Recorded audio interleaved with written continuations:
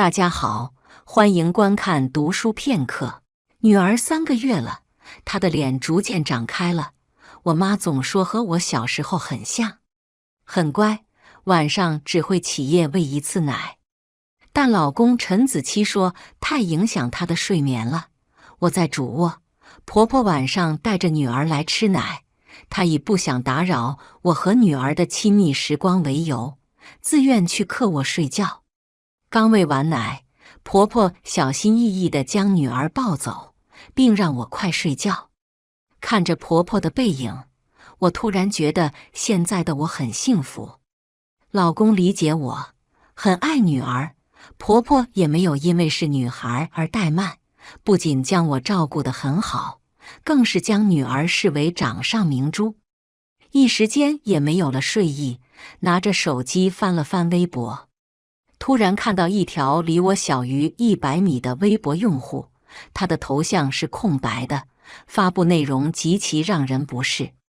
和秘书睡后，看着老婆更恶心了，生完孩子又老又丑。我皱眉，我也是刚刚生产的母亲，我知道这样的话让那个妈妈看到肯定很难过。点开这个人主页，发现他的微博里全部是吐槽自己老婆的。死肥婆还想和我睡在一起，现在我听到他叫我老公，我都会浑身起鸡皮疙瘩。太恶心了，兄弟们！他今天在我面前哭了，他泪水流在他的大脸上，我只觉得恶心。婚姻算个屁呀！我现在真想离婚，要不是不想我女儿生活在单亲家庭里，我早就离婚了。兄弟们谁懂啊？我现在宁愿用手也不碰它，又松又垮的。点开评论区，基本上都是女孩子骂他是渣男，让他放过女人。有些男人附和他，也有些男人说他的行为不对。有一个评论说：“你不怕你老婆看到和你离婚吗？”他回复道：“他现在这个样子，那么久没有上班了，除了我还有谁会要他？不是我离不开他，是他离不开我。”作为一个母亲，也作为一个女人，看着这样的男人，我觉得很愤怒。看着他和我的距离较近，我决定翻看是不是我认识的人。我不停地下滑，直到看到他8月27日这天发的图片。图片是男人的大手握住小手，配文：“我闺女真好看。”下一条就是：“女人怎么能流这么多恶心的液体呀？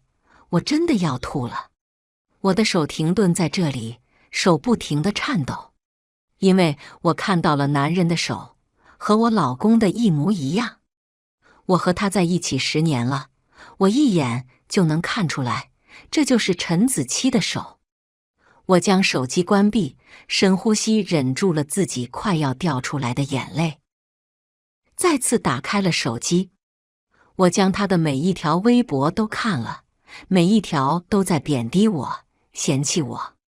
他还记录了自己的出轨日期，我对上他和我的微信聊天。他第一次和自己秘书滚床单的那天，是女儿满月那天，他和我说他晚一点才回来。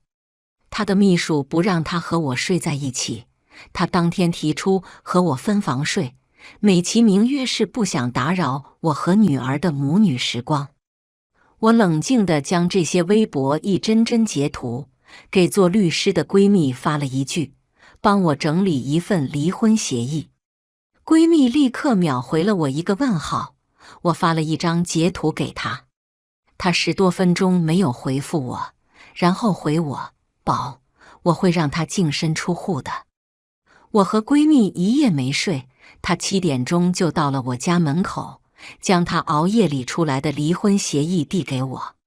婆婆正好带着女儿走出来，我想给老人缓冲的时间，让闺蜜带着婆婆和女儿去我家，给我爸妈打了一个电话。婆婆走前看着我欲言又止，但还是带着女儿离开。我回到卫生间里，看着长胖40斤的自己。曾经我也是爱美的女孩，但现在的我，脸比之前大了很多，腰间的肉看上去像2个游泳圈。后悔吗？我的脑海中出现女儿的脸。我并不后悔。我胖是因为我要生女儿，我也不会认为我胖是因为给她生孩子。女儿不仅是她的，也是我的。我胖我还能减肥，但陈子期，她千不该万不该背叛她许下的诺言。遇上渣男是我眼瞎我认，所以我会及时抽身，及时结束这段感情。我用冰水洗脸，让自己清醒过来。8点，陈子期起床了，他照例准备来客厅看女儿，却只看到我一个人坐在客厅里。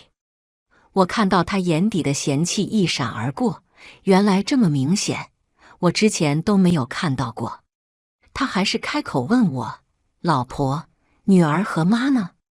我没有回答他，而是直视他的眼睛：“老公，你有没有对不起我？”他脸上瞬间不耐烦，声音不悦：“你怎么也开始疑神疑鬼的了？我对你不好吗？”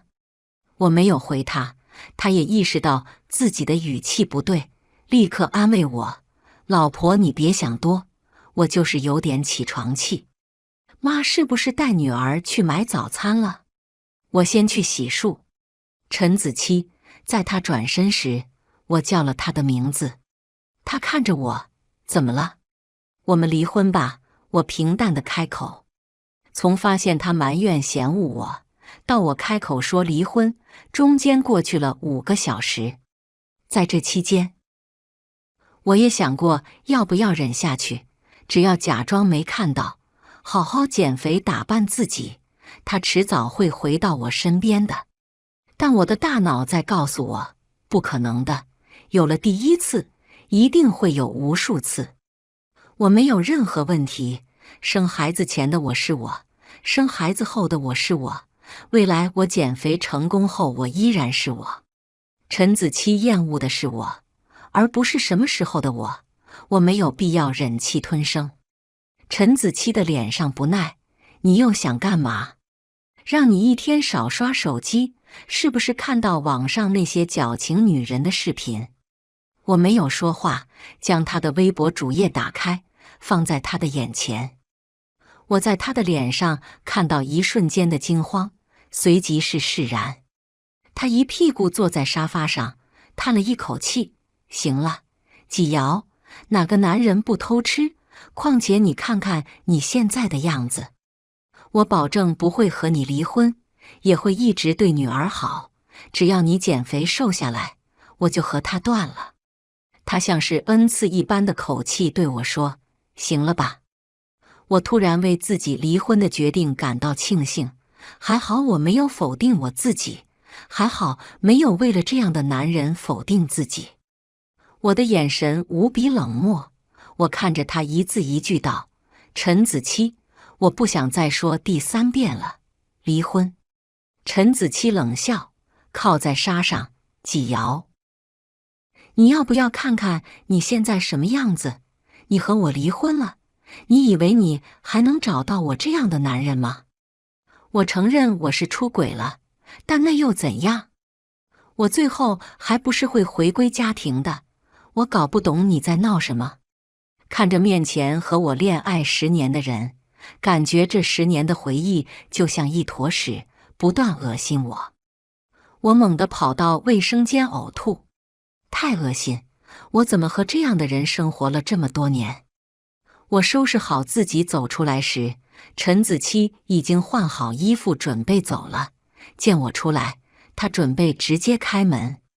我开口：“陈子期，要是你不签的话，那就法庭上见。”他转头看着我：“纪瑶，这是你自找的，想离婚可以，路路归我，你净身出户。”他打开门轻笑，像是在挑衅：“要是你不答应的话，那咱俩就这样一直耗着吧，反正只要我不同意，这婚就离不成。”砰！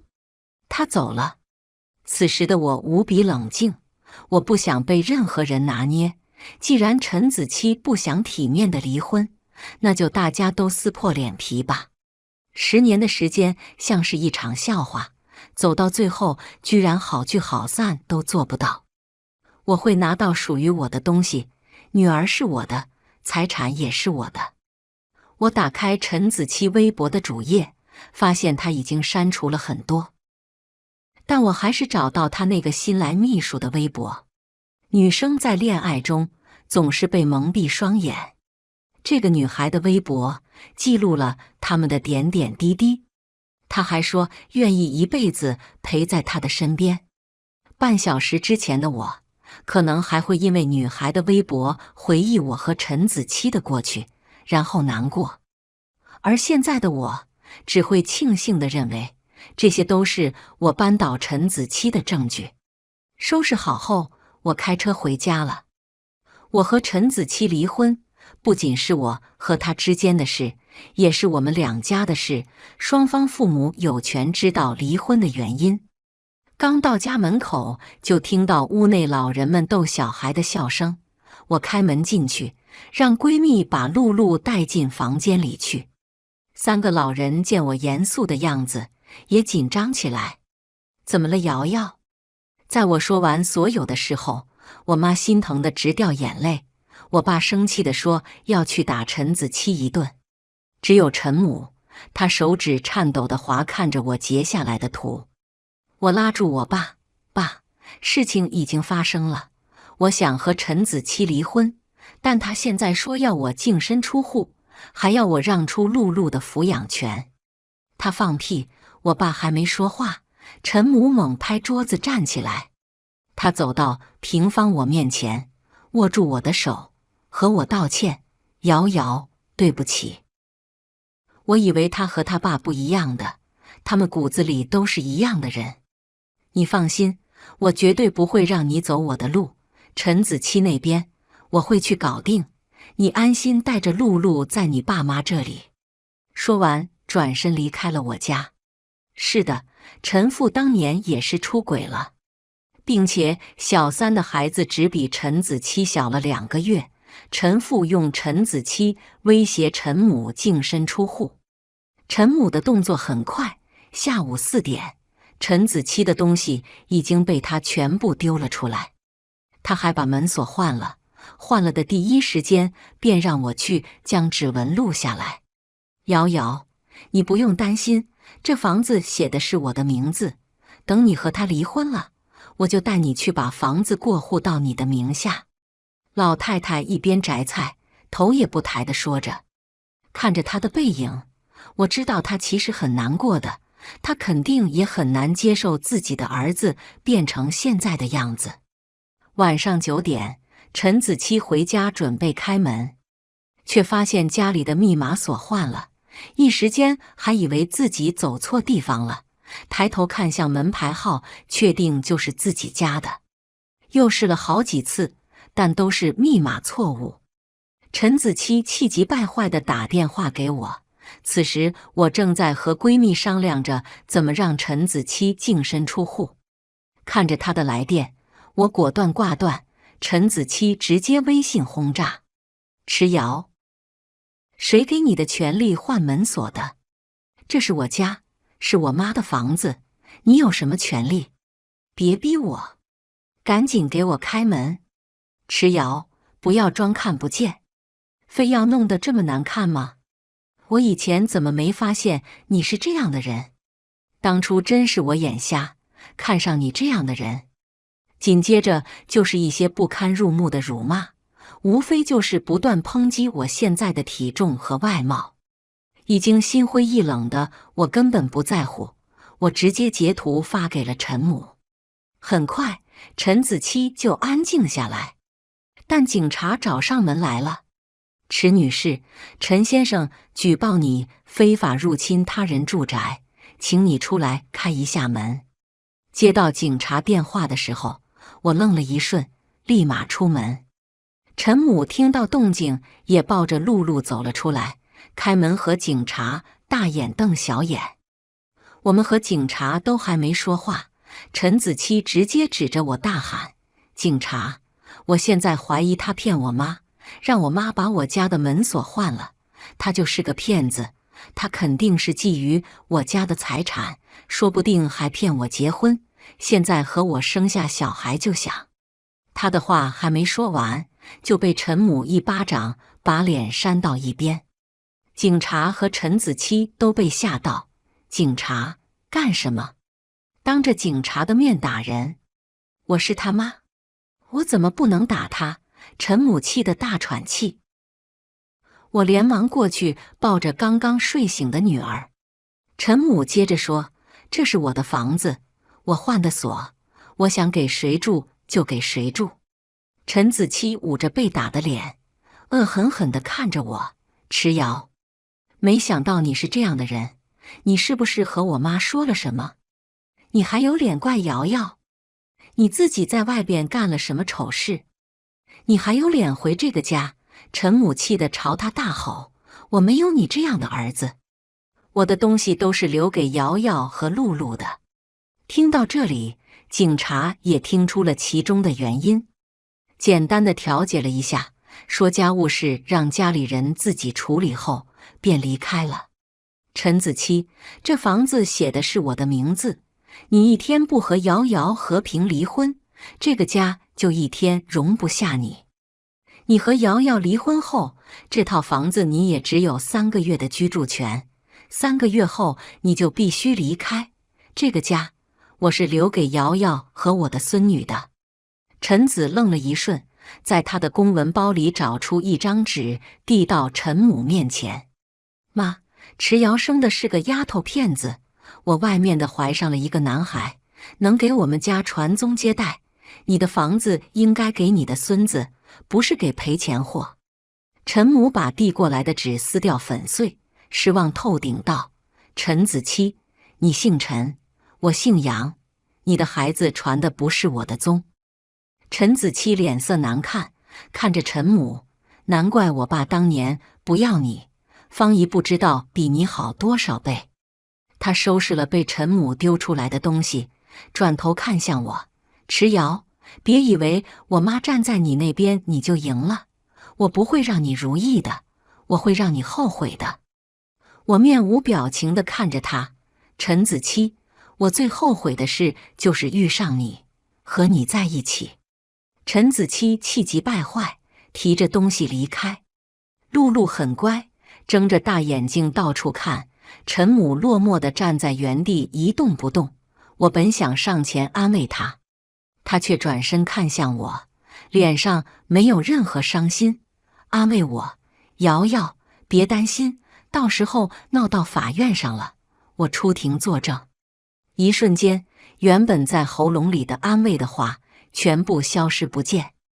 我想陈母根本不需要我的安慰，她早已经练就自己的内心，在她决定支持我时，她就已经做好面对这种情况的心态了。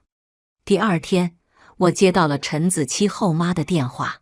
“你好。”我接起电话，对面是我从来没听过的女声：“是迟瑶吗？”“你好，我是子期的小妈，你现在方便出来聊一聊吗？”这个女人我从来没有见过，但在和陈子期大学恋爱的时候，听她说起过。那时候的她满脸愤怒地和我说起，这个女人是怎么抢走她的爸爸，又是怎么到陈母的单位上闹，导致陈母辞职。即使后来陈子期不再提起她，陈母也从未提起这个人，但由于我本身对小三的厌恶程度之高，我没有办法和她好好说话。你是她小妈，又不是我小妈，我有时间，但不想和你聊，你有什么话，直接在电话里说。对面可能也没想到我拒绝得这么快，停顿了几秒。我不耐烦道：“不说我挂了，浪费时间。”“等等，等等！”对面喊着。我没有直接挂断电话，我也想知道他们 two 到底要干什么。是这样的，我呢是一名律师，处理过的离婚案件没有几千件，也有几百件，经过我的手，就没有达不到我当事人的意愿过。“哦，你这样牛逼，你咋不上天呢？”我直接回怼。他轻笑了一下，接着说：“现在我会接手你和子期的离婚案件。如果你现在愿意和我们协谈，你可以带走你的女儿，但你得净身出户，并且主动放弃陈子期母亲的东西，否则……”我冷笑一声：“呵，不愧是父子俩，怎么想出来的方法是一样的？想让我净身出户？我不会同意的。你这么厉害，你帮他吧。”说完，我直接挂断电话，还将电话号码直接拉黑。妈的，最烦装逼的人！闺蜜帮我理好资料，直接提交给了法院。陈子期也没再和我联系过，应该是忙着照顾他的小情人和他肚子里的传家祖宗吧。本想平静地等待法院的开庭通知时，却再次接到了警局和医院的电话。我爸和陈子期打了起来，我妈被陈子期的小三推倒在地上进了医院。陈母听说后，让我直接去警局，医院那边他去，我和他分头行动。一到警局，就看到我爸抱着手站在一旁，陈子期脸上全是巴掌印，身上全是脚印。我爸年轻的时候练过拳击，一直当着爱好，和常年不运动坐办公室的陈子期打架，肯定是占上风的。警察见我来，起身和我说明情况。在听说两人的关系后，说这是家庭纠纷，让我们自己解决。陈子期本来有些不服气，但看着我爸凶神恶煞的样子，也没有提出异议。我带着我爸走出去，陈子期看着我，想要说些什么，我和我爸直接掠过他到车边，一刻也没停地开车走人。在车上问了我爸后，才知道事情的发生经过。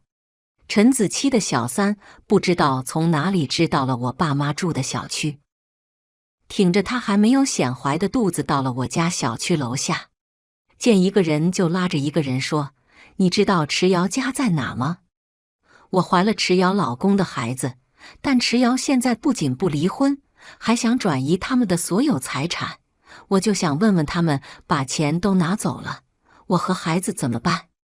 我家的小区是老小区，街坊邻居都认识，即使大家都知道错的人是小三和陈子期，但依然有很多人站在一旁看笑话。当然也有不少人打电话告诉我妈，我爸妈还在超市，就连忙往家走。刚到楼下就看到正拉着人到处说的小三，我妈上前就指着他的鼻子破口大骂：“你这小三贱人，你还有脸来我家楼下？你这个不要脸的！”小三看到我爸妈面红耳赤的样子，挺了挺自己的肚子：“怎么？你们想打我？来呀，反正我怀着孕，有本事你们就来呀！”爸妈都是教书的人，哪里见过这么不要脸的人？但刻在骨子里的教养让他们克制。但陈子期却出现了，我爸本来就想打他，此刻看着他站在小三的面前，更是气不打一处来，上前薅住他的头发就开打。我妈也在一旁踹，小三一把将我妈推开，我妈没站稳，直直地摔在地上。我爸还在副驾驶上大骂渣男贱女，我的脸色却冷得可怕。爸妈都是大学教授，做了一辈子教书育人的工作，桃李满天下，却被陈子期和小三欺负到了家门口，让两位老人的脸面尽毁。本想着即使撕破，也只是我和陈子期之间的事，但现在人已经欺负到了我爸妈的头上了，我绝对不会放过他们俩。既然不要脸的跑到我家门口大闹，那就让他们的脸丢得更加彻底。我所在的公司老板是一个非常成功的女性，她从来不会压榨我们，更是给了我们高出其他公司的工资，也是时时刻刻关心我们。恰好公司和陈子期所在的公司有一项合作，我打了个电话给他。和他说完事情的来龙去脉后，他沉默了一会，开口问我：“你还好吗？”从发现陈子期出轨到后来的这些事，我都没有掉一滴眼泪。在听到他的问候时，我的眼泪像是水龙头一样哗哗往下流。他也听到了我的哽咽声，毫不犹豫地和我说：“别担心，我会处理的。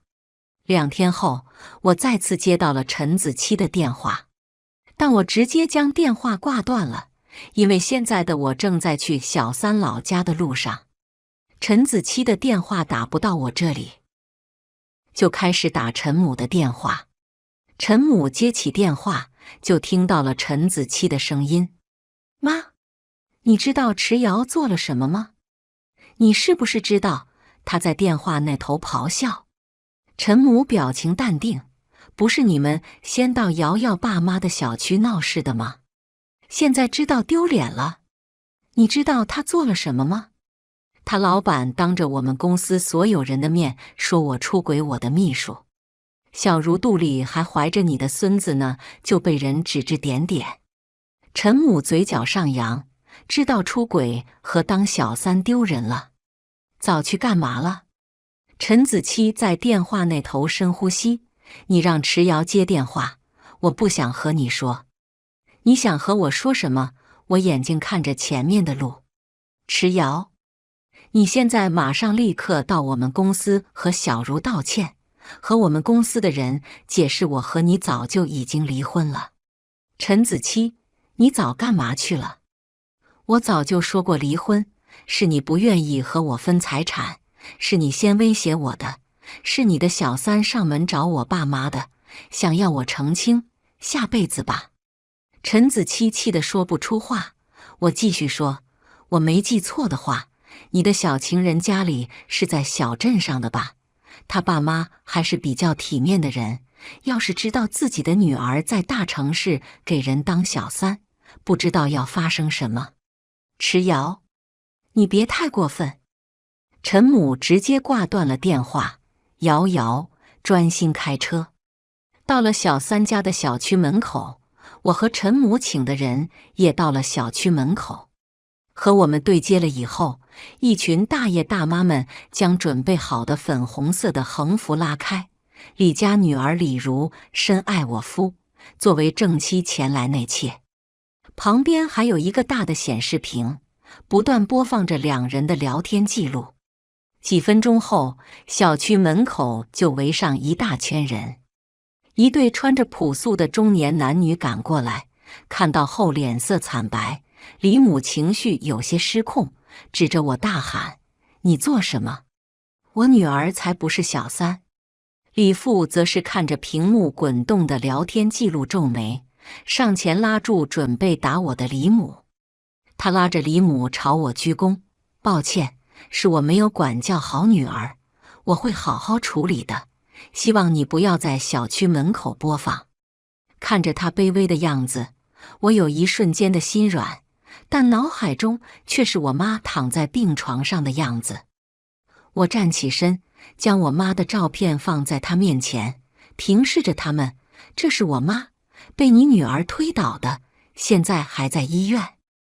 我和陈子期现在还在离婚冷静期，你女儿就迫不及待来我家人面前犯贱。要怪就只能怪你女儿，怪你们没有教育好自己的女儿，让她去做小三。你们最好是管好你们的女儿，再有下一次，我一定不会放过她。”李母气得差点晕倒，看着周围指指点点的邻居，脸色惨白的李父和摇摇欲坠的李母，转身带着队伍离开。车还没开出小镇，李如的电话已经打了过来，想要听听她气急败坏的声音，我选择接起了电话。“纪瑶，你这个贱人，谁允许你闹到我家里去的？我告诉你，我不会放过你的，是我不会放过你的！”我大吼打断他：“李如，你最好给我安分守己到我和陈子期离婚，如果再让我知道你骚扰我的家人，我一定会让你后悔的。”开车到小区门口，就看到了陈子期站在那里。见到我的车后，连忙上前。我没打算停下来，他直接站到了车前。纪瑶，我们谈谈。我看着他没说话，他继续说：“我会签离婚协议的，我净身出户，露露的抚养权也归你，行了吧？你别再去小茹家里了，她已经怀孕了，不能动胎气。就算是看在我们在一起的10年的份上，放过我。妈的医药费都由我来出，我代小茹和你们说对不起，婚内出轨都是我的错，我净身出户是应该的，以后露露的抚养费，我一定会按时给你。”车灯照在陈子期身上，恍惚间，我好像看到了当年说过要一直保护我的那个男孩一样。时间真的会彻彻底底改变一个人吗？不，并不是的，时间只会慢慢打磨每一个人，让他变成他原本的样子。我的目的就是要露露的抚养权，还有让他净身出户，现在目的达到了，我也不想和他继续纠缠下去。冷静期过后，我和陈子期正式离婚了。走出民政局时，他叫住了我：“纪瑶，对不起。”我转头看向他，摇头：“你对不起的人不是我，是10年前许下承诺的你。离开你，我只会过得越来越好，而你一定会为你的错误买单。记得按时交抚养费。”说完，我直接离开，我还要赶回家。露露现在4个月了，每天都很黏我，现在已经2个小时没看到我了，肯定很想我。回到家里，我爸正在逗露露，我妈和陈母在厨房忙活。是的，陈母选择和我住在一起。在我和陈子期签离婚协议那天，陈母站在一旁，像是个不知所措的孩子。他好几次看着我欲言又止，在我们签完字后，陈子期起身准备离开，看到了站在一旁的他，他阴阳怪气：“怎么样？现在我和他离婚了，以后我和我爸住，你以后只能是一个人了。如果你现在和我认错的话，我还是愿意养你的。”陈母在知道陈子期出轨后，一直在我身后默默地支持我。我也从一开始就想好了，即使和陈子期离婚了，我也是要带着陈母离开的。我站在陈母面前，和陈子期对视：“妈的事不用你管，以后我养他。”陈子期一脸嘲笑地看了我一眼：“帮别人养妈？你还真是个大善人。这不关你的事，请你现在离开我家。”我没有理会他的话，直接开口赶人。陈子期也没有停留。我拉起了陈母的手，郑重其事道：“妈，你别担心，我刚刚说的话都是真的。你是露露的奶奶，也是我妈。”她有些支支吾吾：“瑶瑶，我会不会打扰你？”“怎么会？”我连忙安慰她：“我爸妈现在都还没有退休，我的产假也要结束了，露露还得你来照顾呢，外边的人我也不放心。”听到说要他照顾露露，他的神情放松了下来，拉住我的手：“瑶瑶，谢谢你。妈，是我该谢谢你，谢谢你一直站在我身边。”露露5个月的时候，我重返职场。这1个月里，有了2个妈妈帮助照顾露露，我也开始了减肥。我爸每天都给我做减脂餐，加上每天4小时的锻炼，1个月的时间我就瘦了20斤。虽然还没有恢复到生孩子之前的体重，但我整个人看上去瘦了很多。回去上班的当天，老板给我举办了一个欢迎会，大家多少都知道了我的事，但没有一个人问我。每一个人看到我，都会和我说：“纪瑶，欢迎回来。”或许是工作起来后，我的作息开始正常，我瘦得越来越快，不久后身材就已经完全恢复。露露也在3位老人的悉心陪伴下成长。转眼3个月过去了，因为家里不用担心，我在职场上越发得意，不久后便升到了总经理的位置。再次听到陈子期的消息，就是在和他原来所在的公司谈合作时，听到他同事的八卦。原来当初公司并没有直接开除陈子期，因为那件事对公司还是有不小影响，所以让他降职。但陈子期却直接提出了离职，原因是他要回家继承家产。陈父有一个小型工厂，虽然比不上大公司，但收益还算不错，所以陈子期说要回家继承家产。陈子期和李如每天都过得很好，但没想到的是，陈子期和李如出了车祸。陈子期以后不会再有孩子了，李如也流产了，因为月份有些大了，送到医院时难产。最后李如就回来一条命，但孩子憋死了，李如的子宫也受损，不会再有孩子了。够狗血的是，陈子期的后妈在自己51岁这年怀孕了，两人一直没有怀上孩子，现在老来得子，陈子期的父亲决定将自己的所有财产都留给自己还没有出生的儿子。陈子期的后母也露出了自己尖酸刻薄的样子。据说家里闹得鸡飞狗跳的，陈父认为刚刚失去生育能力的两人会影响到自己的老婆孩子，索性直接将两人赶了出来。听着八卦时，我感觉一阵恍惚。